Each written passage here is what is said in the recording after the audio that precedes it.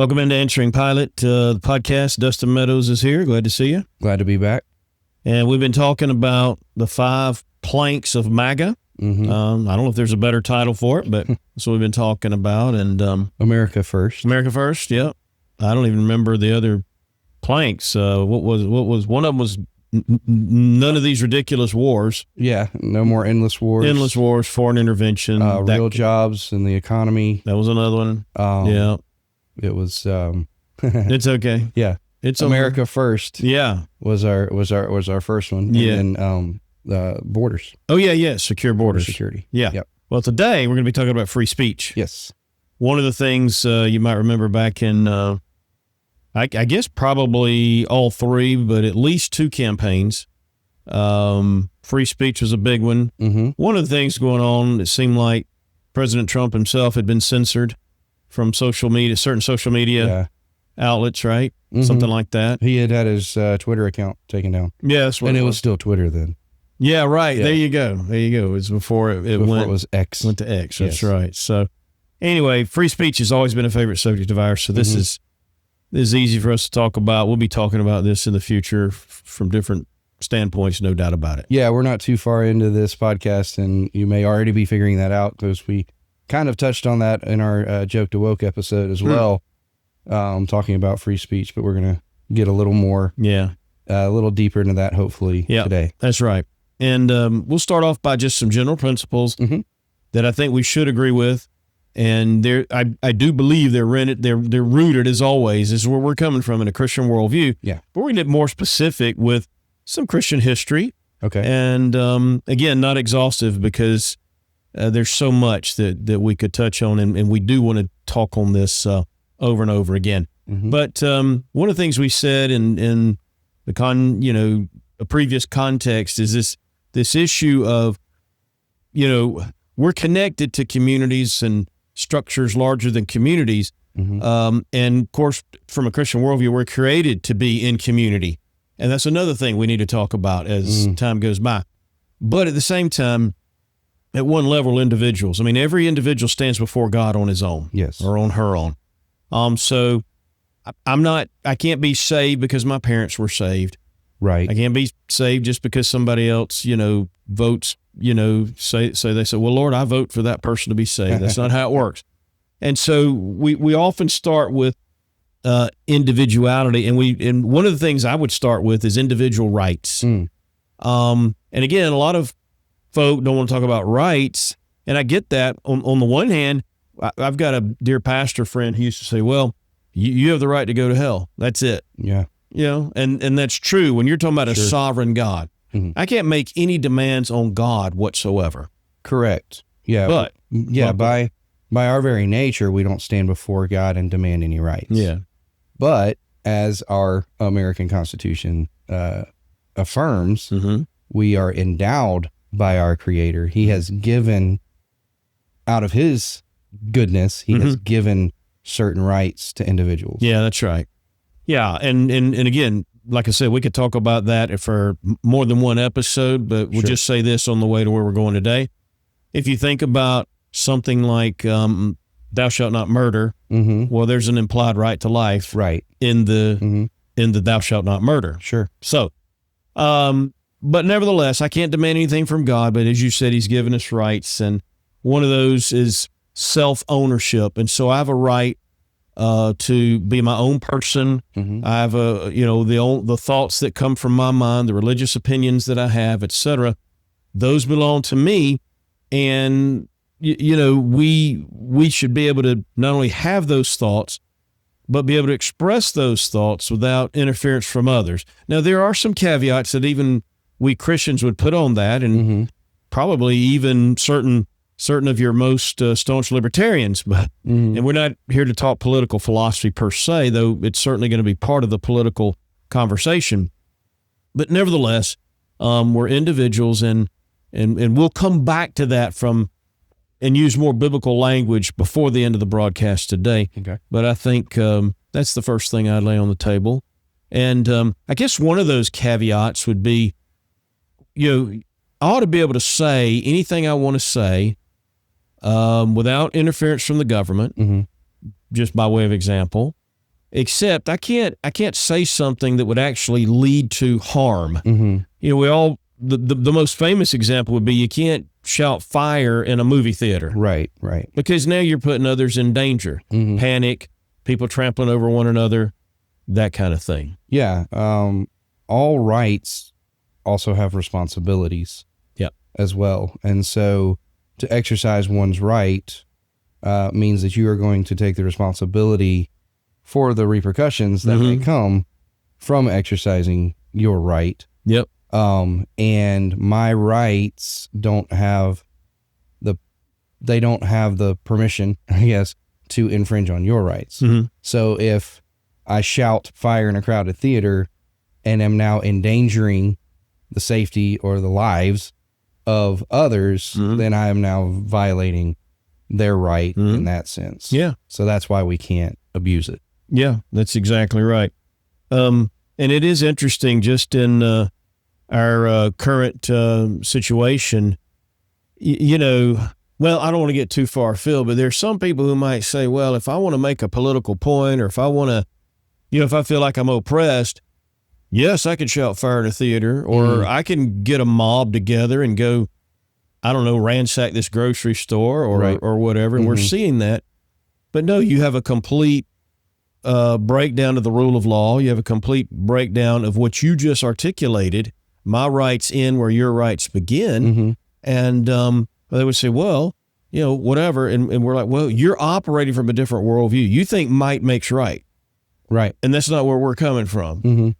And again, I guess our founding documents talk about the right to cast off a tyrannical government, but that's a very different thing than just the wanton destruction of private property, right? Or the terrorizing of the citizens, with physical harm of some kind. So, right.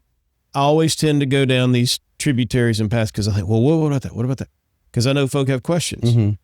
That's why we'll talk about these things in the future. But I think just moving on very quickly, the whole issue, like we've said, we're individuals, and I have my own thoughts, and I want to express those. So I want to engage in the marketplace of ideas. I want to have a conversation with folk, and I don't want to be, beat up for it. So physically speaking, at the same time, especially by the government. And so I'm one of those. And not all Christians are like this, but I'm one of those very, very leery of the state.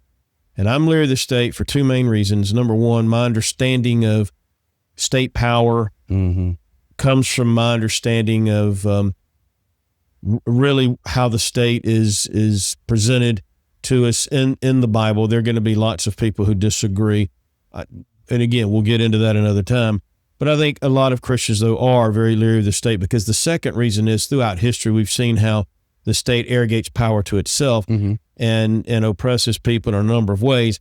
And I think a lot of folk today have wakened up, have been awakened to the fact that even our own government has, and we've talked about this before, has lied to us over and over and over again. Right. And they're more interested in lining their own pockets than they are protecting the citizens and upholding the Constitution and doing the things that they've sworn to do.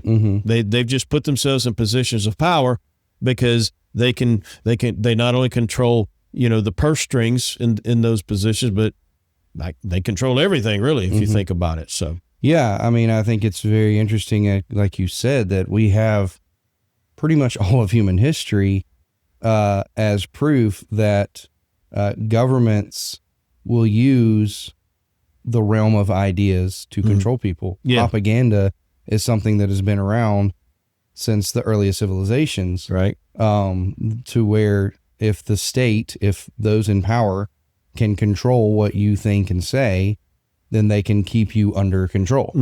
And so that's why we want free speech, because we want to be able to fight back in the realm of ideas and thought and speech. That's right. That's right. We can't take up arms. Right. I guess if it's absolutely necessary, maybe. There may be a time when it's necessary. But generally speaking, no. Just because you say something I don't like, I can't take up arms against you. Right, right. But in the realm of ideas, you have that ability to push back. And again, as Christians, we want to do that in a respectful way, in a Christ honoring way. But that is, we've talked about before, are the weapons of our warfare are mighty for pulling down strongholds. Mm-hmm. That's talking about the realm of ideas. That's talking about the spiritual realm and things that people think and believe. Yeah, that's right. And so when you think of the state, if they start controlling speech, mm-hmm. well, and a lot of times we might be in favor of what they're controlling, at least just from a preferential point of view.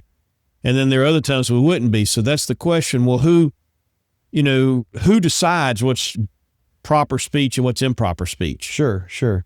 And it's better to let the marketplace itself, the marketplace of ideas, handle that, because we can engage in meaningful dialogue, meaningful debate, right? And good ideas, Lord willing, will rise to the top. Bad ideas will, come in and out of favor. Mm-hmm. And again, God's sovereign, and sometimes bad ideas gain sway. A lot of bad ideas are holding sway in our culture right now. Sure. But there's certainly, as you say, it's part of the propaganda machine. So there's part of that, and we're going to talk about that and put a couple of terms on the table that address that issue. But who's going to police the state, as it were? Right. Yeah. Which is why we're against censorship, because censorship only benefits those who are in power. Yeah, at the time. That's right. Because I remember back in the 90s,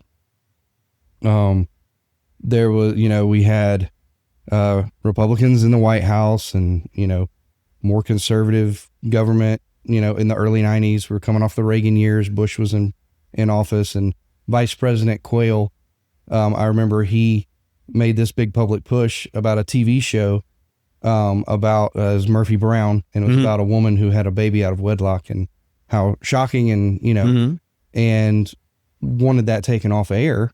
And it was funny because the liberals at the time were pushing back against censorship. Yeah. Because they said, it's free speech. We should be able to display that if we want to. And like you said, we want the marketplace to determine that. So if nobody wants to see that kind of stuff, they just don't watch it. Yeah. And then the ratings tank, and then they take it off the air. Right. But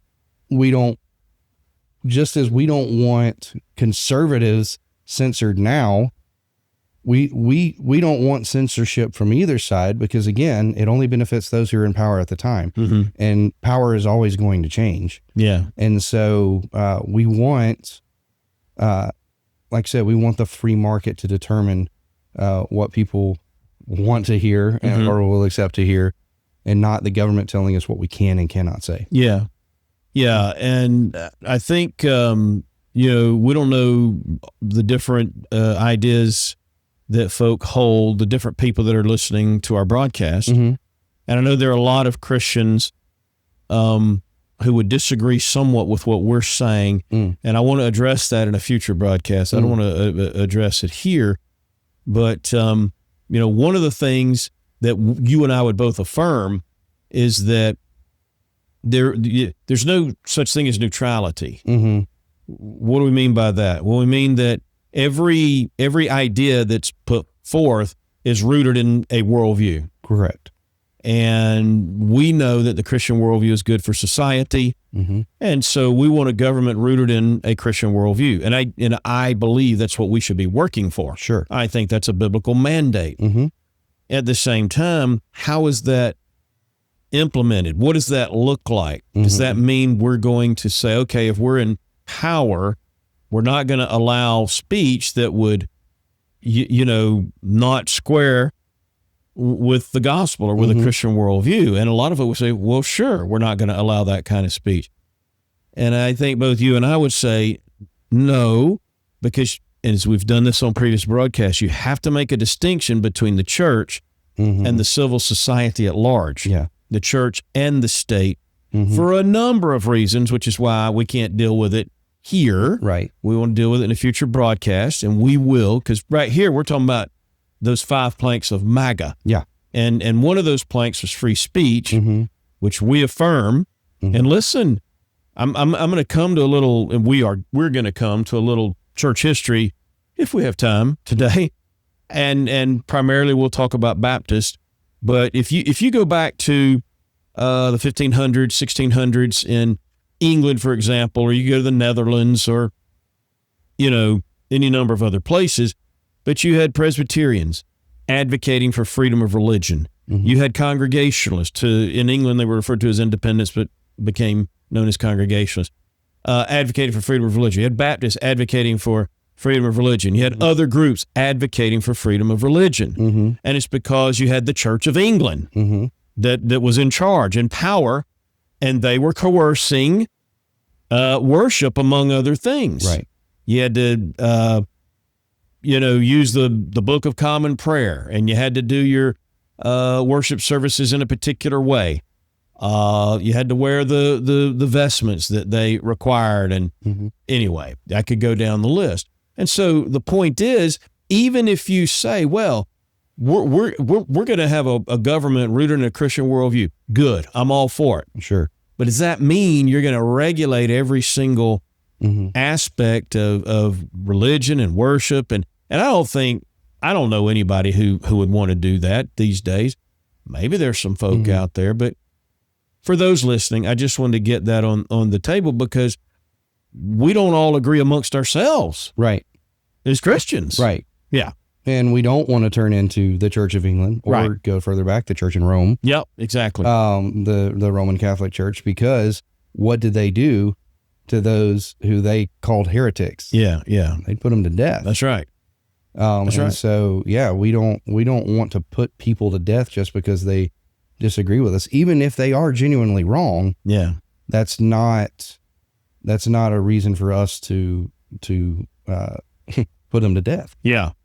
And we can defend that. Mm-hmm. Yeah. So, and we're going to do that. But anyway, do you know why we have notes, or why I have notes? I have notes because, they help me to know what I want to highlight, but they also keep me from going too far afield, because if we do that, we'll never make it through. Sure. That's the danger for me. So I'm moving pretty quickly. So we're not in favor of censorship. You mm-hmm. made that point. I think at the same time, we're not in favor of compelled speech either. No. Right? Yeah. So if you think about, well, what is compelled speech? Well, we talked about political correctness right on a previous episode. Mm-hmm. That would be a form of compelled speech. Yes. We're not in favor of that. We alluded to on one of our previous broadcasts, anti-discrimination laws, and I wanted to elaborate on that just a little, if I could. And again, a lot of Christians are going to disagree on that. We haven't even talked about it. So before we get to that, though, I think that might not be right either. But we're against, the DEI stuff, and mm-hmm. The businesses being forced by coercive measures to subscribe to, it's just like political correctness. Mm-hmm. Or you look at, we're in the month of June. Yeah. So you've got Pride Month. Right. Right? And there are a lot of businesses who have chosen to promote that mm-hmm. because they think it helps their bottom line. Mm-hmm. But I also think there are a lot of businesses who choose to promote that, not because they think it helps their bottom line, but because it helps their tax situation. It helps their relationship with the government. Maybe they have government contracts or whatever the case. So now we've got forced speech, compelled speech. Sure, yeah. And that's as a bigger problem as lack of, it's not free speech. Mm-hmm. So it's the same thing. Yeah. Two sides of the same You're coin. being forced to affirm something that you may not agree with personally. Yeah. But because you are working for this particular employer or whatever, you're being forced to. Yeah. So you're being compelled. That's right. Yeah. Yeah. So the opposite of that would be, like we talked on the from woke to joke and back again. I think that's what we called it. You shouldn't be disallowed to say something even if it's offensive. Just because someone's offended, you don't have a right not to be offended. You do have a right for me not to punch you in the face, right? If you're just walking by, right? And like we use the theater, you can't yell fire. That creates real danger. But if I call you a name, right, just keep on walking. Yeah. Right. And if I do something more than that, then call the police. Mm-hmm. Of course, if you have to defend yourself if I'm aggressive physically, I do that too. Mm-hmm. Anyway, these seem like we talked about a couple of times before. These things seem intuitive, but they're not. Mm-hmm. Mm-hmm. And the reason they seem intuitive to us is because all these values that we've had for so long are rooted in the Christian worldview. Right. But those values are eroding because that worldview is eroding. Mm-hmm. But with reference to discrimination, I think we talked about the Masterpiece Cake Shop. They shouldn't be compelled to do business with someone they don't want to do business with because it's their business. I don't think we said it that way. I think what we talked about was they were being asked to bake a cake to celebrate a homosexual marriage, and they didn't feel like they could do that in good conscience. Right. And I think we had said in that same episode, well, we wouldn't ask a black man who owns a cake shop if the KKK guy came in and wanted him to bake a Go KKK for the KKK rally. Right. We wouldn't force him to bake that cake. Right. And so you don't force him, but you do force the Masterpiece Cake Shop to bake the cake for the gay wedding. Now you're the government's discriminating. Mm-hmm. And so, we have the right to discriminate. That's the point. Mm-hmm. I have the right to associate with whoever I want to, or not associate with whomever I don't want to. Mm-hmm. Now, as a Christian, I'm going to associate. If I own a cake, well, I'm not going to bake a cake for a gay wedding if I know it. But when somebody comes in the cake shop and just wants to buy a cake, I'm not checking their religious beliefs or their political beliefs, not even caring about their skin color. I don't care. I want to sell cakes. Only if I become aware of something that's offensive. I'm not going to bake a cake for the KKK rally. Right. Not going to bake a cake for the gay wedding. And that's my prerogative. Yeah. You with me? Yeah. Yeah. Well, that word discriminate in public parlance has a negative connotation. Right. Because it's been anti-discrimination laws and all of these things that we've talked about. Discriminate, if you hear that word in today's society, that sounds like a bad thing. Mm-hmm. It literally just means to choose. Yeah. I remember, I think this was back in the 80s. So I was real young. Okay. Real Yeah. young. Yeah. I was old. Yeah. Not as old as I am now. Woo. Yeah. But there was a commercial, and I can't remember. I want to say it was for like a cat food or something. And it was like the Fancy Feast or whatever. And they had the froofy looking cat, and they would serve it in a crystal dish. Oh yeah. And it said for the discriminating palate. There you go. Yeah. That's right.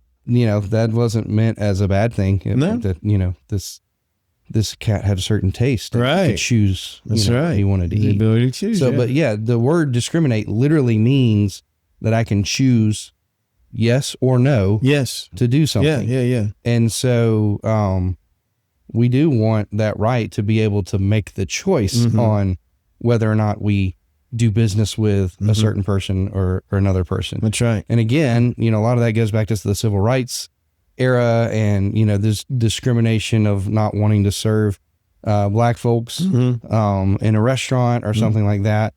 And again, we're not for that. We don't think that you should discriminate someone based on just the way they look. Yeah. But, and again, this gets a little deep and out into the weeds, but when we're talking about someone who's the KKK person, for example, is not born a certain way, they're choosing a lifestyle or an ideology that we don't agree with. Yeah. We don't have to support that. Right. Same thing with the LGBT person as well. Again, some would argue that they are born that way. We don't believe that. Yep. But they are choosing a lifestyle, choosing an ideology, and we don't want to support that. We shouldn't have to. Yeah, no, 100%. Look at this. Anyway, sorry about that. We don't want censorship because we don't want to be forbidden from telling the truth. Yeah. And we don't want compelled speech because we don't want to be forced to tell a lie. Ah, that's good. You should write that down. I should. Yeah, well, we can do that another time. But I do want to go back real quick and say something about the example you gave, if that's okay. And I know a lot of Christians don't agree, and that's fine. That's why we're talking. This is like we're entering into the marketplace of ideas, and we should be challenged. And because I learn when I'm challenged. So challenge me on anything. I'm thankful for it. But, when you had back in the day, the 60s, we'll just go back there, the 50s, and there were like certain restaurants black folk couldn't go into, white only. All right. Well, a lot of that, of course, you had these laws. You had Jim Crow laws. Well, that's part of the problem. Is the laws, right? And they were discriminating against black folk. But in that sense, they shouldn't, right? Because there's a biblical discrimination. Like most days when I go to lunch, and just using your example, I'm discriminating against all other restaurants. Most days I'm going to pick Mexican. But I like Asian. There's some things I don't like. I'm not going to McDonald's anymore. I love it taste-wise, but it's not healthy. Not that the Mexican restaurant's way more healthy than McDonald's, but yeah. And not much I can get at McDonald's. You got to have the fries, and I'm just not going to do it. So anyway, but get the government out. And if you do that, well, first off, like you said, I'm not worried. If I own a restaurant, I don't care what color your skin is. I don't care where you come from. I want you to come in. I want you to enjoy it. I want you to tell your friends about it. And I want to make some money. Sure. Okay. At the same time, I want to be able to say, I want people to be able to say, well, I don't want to serve you if I don't want to. Sure. But I don't want the government to force that. Right. That's where I'm coming from. And I think, what again, wow, that might raise some eyebrows, but I think, again, when you go to these examples like, well, a black man shouldn't be forced to serve a skinhead if he doesn't want to. Is it skin or skin? Skinhead. Yeah. Anyway, I'm not familiar with these. I'm not. Yeah. Praise God. But anyway, I'm getting bogged down. I don't mean to. Freedom is the issue, but in every instance, there are always certain boundaries, like not yelling fire. I come back to that in a crowded theater, and somebody might say, "Well, what about what you just said?" Well, and if on the one hand, if you say the black man has got to serve the skinhead, you're saying because you can't discriminate against the skinhead just because he's skinhead, as long as he's not creating a problem in the restaurant. Sure. But if you force the black man to serve him, now you're discriminating against the black man. Right. So there are, again, there are good forms of discrimination. There are bad forms of discrimination. We as Christians don't want to engage in unbiblical discrimination. But there's always going to be some kind of discrimination. All right, we've said it. I beat that horse there. Forgive me. I'm going to move forward unless you. No, let's go. Yeah, I'm going to keep digging otherwise. Oh, one of the things I wanted to mention, and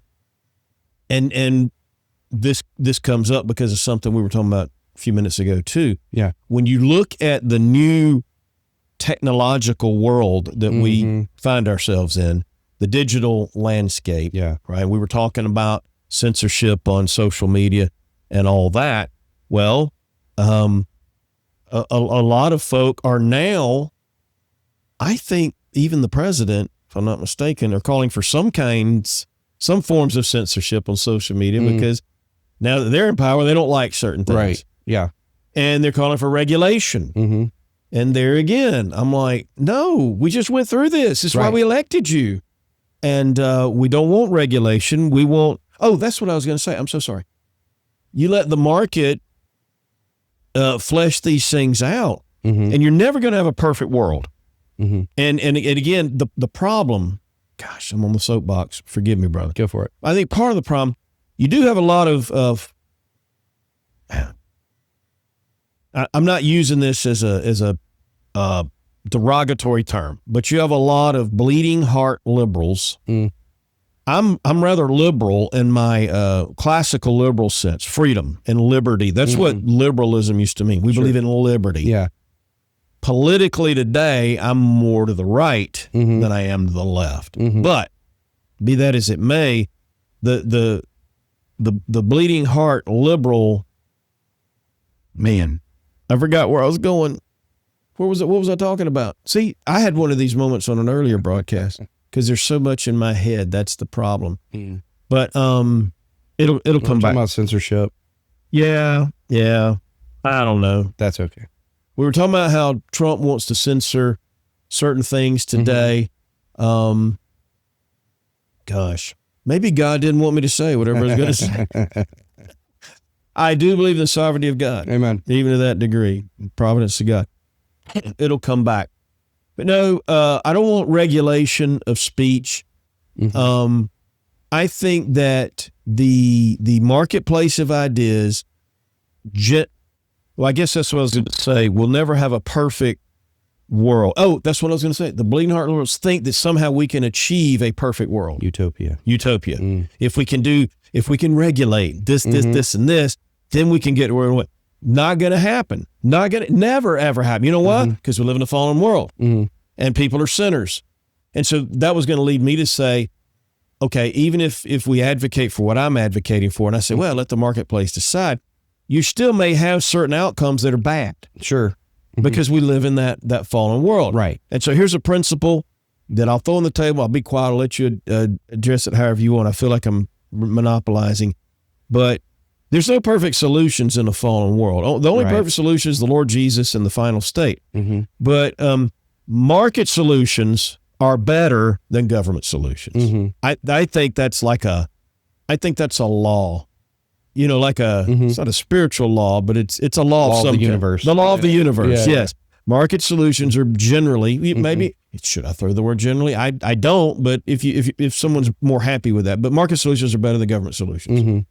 Yeah, no, I think that's right. And I think that's what we want as Christians, coupled with, again, we want to engage in the realm of ideas. Yeah. And so we want to propagate the gospel so that hearts and lives are changed. And as the gospel increases and more hearts and lives get changed, that's going to affect the marketplace. Because as hearts and minds are changed, then the things that people want or agree with that might be bad, that's going to change. And so then the marketplace will work its way out. Yeah. So we want both. Yeah. We don't want just the laissez-faire, just let it be the Wild West. Right. We want the freedom so that we can preach the gospel. Yeah. And so that we can see hearts and lives change. Yeah. And then those hearts and lives being changed is what changes the society. Yeah. Not force. Yeah. Or law. Yeah. And I'm going to put it this way. I'm going to use a illustration. I don't think it's crass, but it'd be, I don't know, lowbrow. I don't know. But I'm like this. Capitalizing on what you just said, let's all throw our ideas on the table and let's see whose ideas win. Because I think my worldview is better than your worldview. I think my team is better than your team. So let's suit up. Yeah. And let's go to war spiritually, verbally speaking, like a football game. Yeah. And let's see who wins. And what I'm saying is, we Christians need to trust the gospel and the power of the Spirit, which is what you're saying. Right. And that's really what I'm coming to. So let's throw the ideas on the table and see what God does. And if God in his providence chooses not to allow us to win a particular day, well, we're supposed to submit to that and not take up arms and start forcing our will. Right? That's where you're coming from. That's where I'm coming from. And that's why a lot of my brothers want to, I don't know, they would do more things by force than I would. And I get it because they're saying, well, the end result will be good. Well, that's pragmatism. Yep. No, let's see what God does. So really and truly, it's not much different than the bleeding heart liberals. Yes. Who want the utopia. Yes. Where we can control what people think and say. Right. We just want everybody to think and say Christian things. Right. but we're still using the same methods. Yeah. And those aren't gospel methods. No, right. And we know from God's word, we know the end of the story, but we don't know exactly how we're going to get there. Right, right. And we can't force our perception of how we think it's supposed to get there to try to usher in that kingdom. Yeah, yeah. We do what the Lord tells us to do, which is to preach the gospel. Yeah. And again, there's going to be those ebbs and flows, and there may be times when there's great revival, and there may be times when we still faithfully preach and it's rejected. Yeah. And we have to, again, as you said, trust in the sovereignty of God, the providence of God, that it's all part of the plan. And we know that ultimately he wins. Yeah. Ultimately, dare I say it, the gospel overcomes. Yeah. But again, we don't know when or how we get there. Right, right. Entirely. We're not told every step that's going to happen along the way, but we do know how it ends, and we need to trust in that. Yeah, that's right.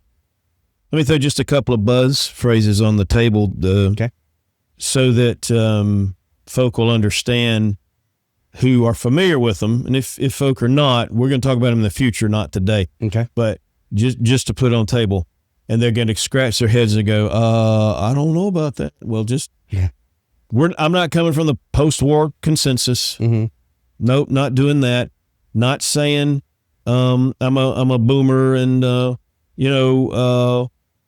classic liberalism, blah blah blah. No, we're trying to come from a specific Christian worldview. I think I can argue the point, and we're going to do that more and more as we go along. And I would love to interact with some of the brothers and sisters whom I appreciate, by the way. And listen, I appreciate brothers and sisters who are a little well,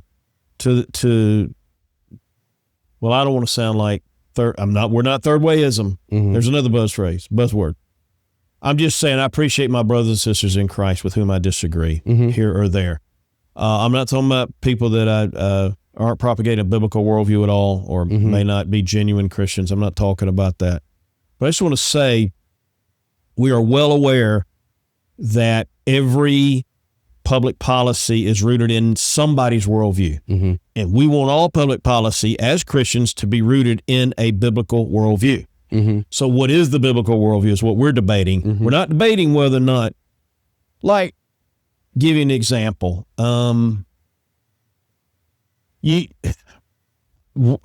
say, well, we believe in freedom of religion. That's part of what we're talking about. And we were even going to come to freedom of religion. Well, we've alluded to it, and we're going to talk about it at the end. We're going to have to save that for another time. We're just talking about the MAGA thing right now. Yeah.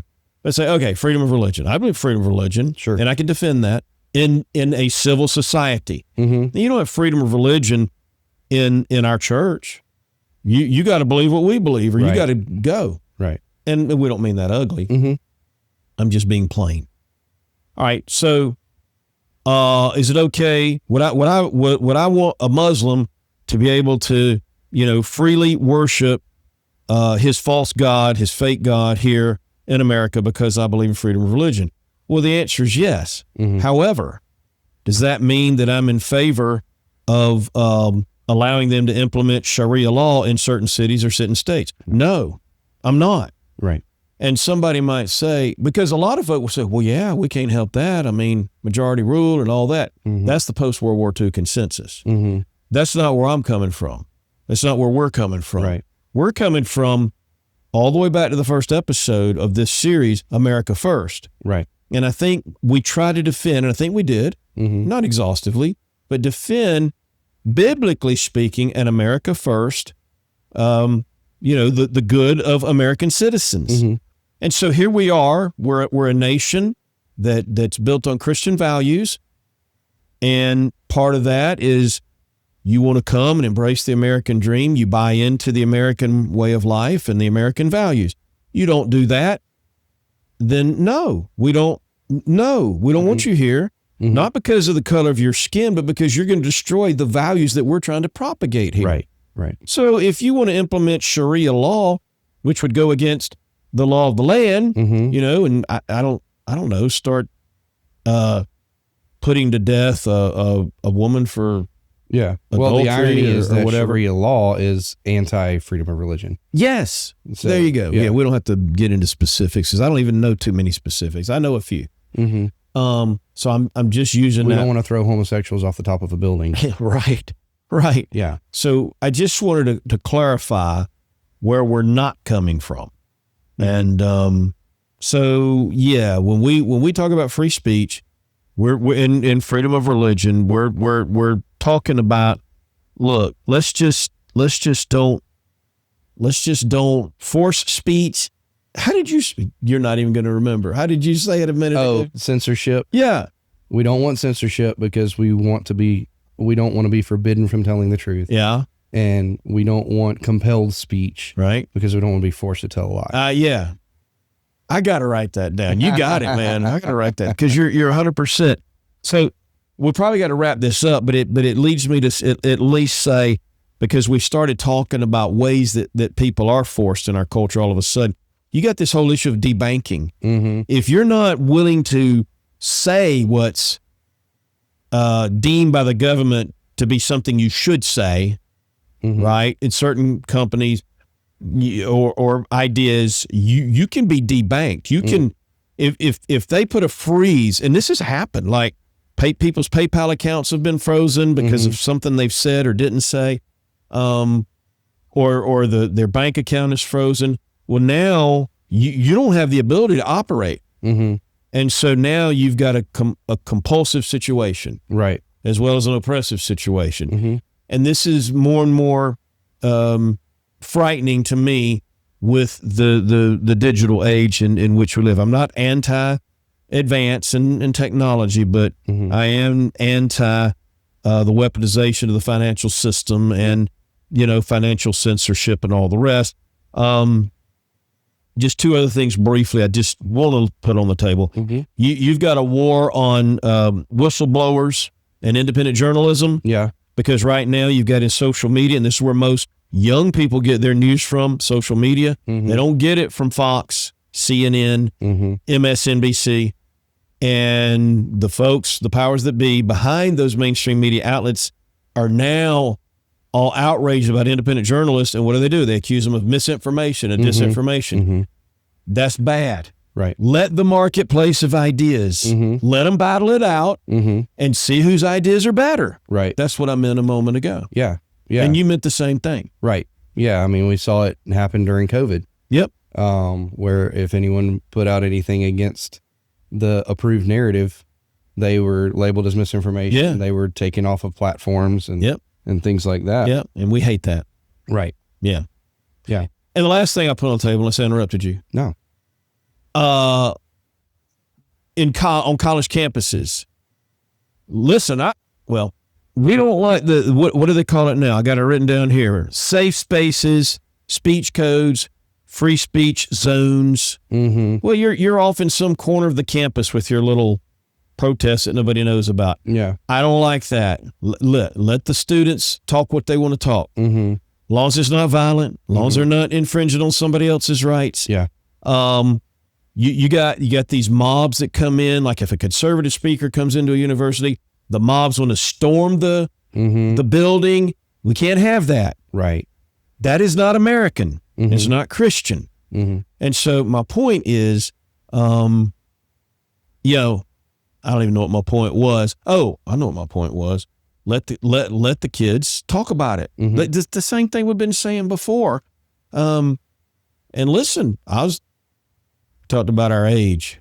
I was born in the early 60s, so I wasn't in college in the late 60s or early 70s, but I was aware, and that was the thing, and again, I don't agree with all everything the college folk were protesting, but I agree with a lot of it, and I didn't like, what happened at Kent State and all that. It was horrible, horrible, horrible. Right. So I'm saying if we believe, and I'm coming back to that Christian worldview, if we believe, that we have sole competency, I'm bringing in a theological term now. I don't think anyway, and